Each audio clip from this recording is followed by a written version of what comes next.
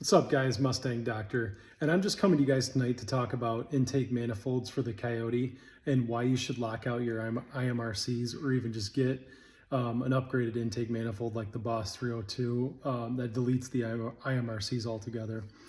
So to get started, what are IMRCs and why does Ford use them, and why should you lock them out? So to get started, we're just taking a look at a 2015 intake manifold right now that we pulled out of a 2015 Mustang. And what happens is, as the throttle body, the engine, the intake and throttle body suck in air right through here, it runs into the intake and it comes out of these intake ports. And basically, I'm going to flip this over so you guys can see it.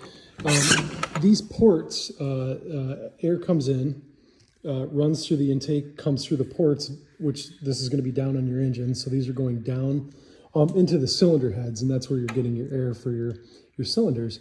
And basically the way these work from Ford, from the factory, is they have these things in them called IMRCs, or intake manifold runner controls, and they're basically flappers, you can call them, or flaps, inside each one of these intake ports.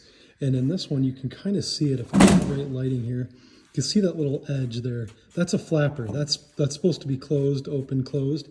And the reason why you should delete these or find an intake without them is the reason why we swapped this particular intake manifold out for a Boss manifold to begin with. So this particular Mustang actually had a engine code for IMRC stuck open. And so once we started getting that, it was time to, we knew it was time to either lock these out or get a new intake manifold for the car.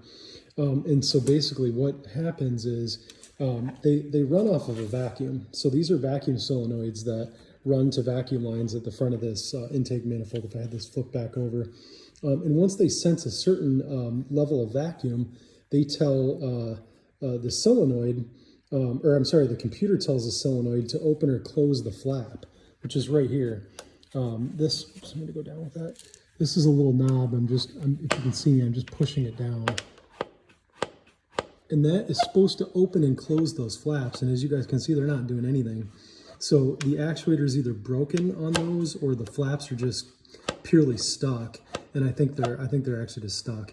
This car had about 100,000 miles on it. So you can see all the oil and gunk that's in there. And those, I think, are just stuck. And that happens a lot. That's extremely common on the Coyote motor, and it's sometimes even pretty common with low miles on these things. So these IMRCs are just kind of I don't want to say poor design, but the quality isn't very good because they tend to fail pretty early. These obviously lasted quite a while. The car had like 95,000 miles on it, but again, they went bad. So a lot of guys will lock them out. You can. Honestly, a lot of guys use zip ties. I think that's insane. But you can basically just, if you can see this thing, it's just holding it.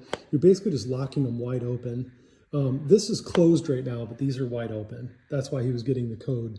So essentially, what you would do is hold these down all the way, and people just zip tie them, which again, I think is crazy.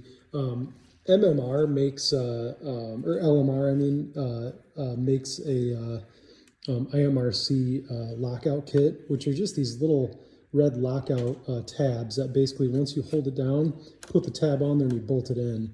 And I like that a lot better because you're really bolting a mechanism on there that's going to hold. I just don't know the integrity of zip ties once they get hot after quite a while. But I guess you could do it however you wanted, or you could simply just swap this out for the Boss 302 intake manifold that actually just doesn't have any runner flaps to begin with. There's a few other intake manifolds out there that are the same way. So again, this car had failed in probably the best case scenario. They failed open. The problem is a lot of times these things fail shut. So his failed open, they're probably not guaranteed to stay that way. So you wouldn't want to just run with that and say, oh, great, I've just locked them out because they failed open. You'd want to get it fixed. But that said, this was the best case scenario because they, again, failed open. A lot of cars, though, will fail closed. My Mustang actually failed closed, and everything was fine. The car just lost tons of power when it happened. So and it would happen quite a bit. So you just, a lot of guys want to get rid of them. So that begs the question, why even have IMRCs or intake manifold runner controls to begin with, Ford? Well, Ford's logic behind it, I guess, is they felt as though the runner controls provide a little bit more torque down low. That's arguable by a lot of guys that have tested these, saying that really there is really no torque gain down low with or without them. I think that's a tough argument though, because a lot of guys that are testing those are also tuning the car.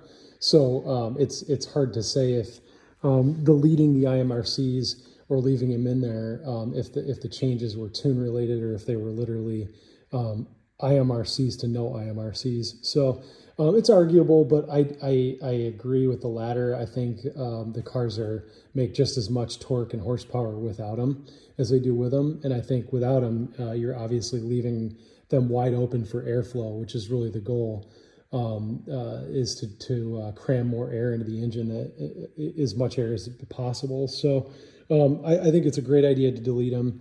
Again, Ford, had them in there just for low end power gains. Especially when you go to boost the car and you put a supercharger or turbochargers on it. You definitely don't need these or don't want them. So a lot of guys find that as a guaranteed upgrade when they go to boost these cars. But it's your choice. I think I would say there's a lot more stories out there of the IMRCs failing and it becoming a pain to deal with. So a lot of guys just lock them out right away. To lock them out, the tune is quite involved. So if you're working with a tuner on it, it's not a simple plug and play tune, but it can easily be done. So I think every tuner offers it. I don't know one that doesn't. So it's just a little bit more involved, and you can set up the delete essentially, or the lockout.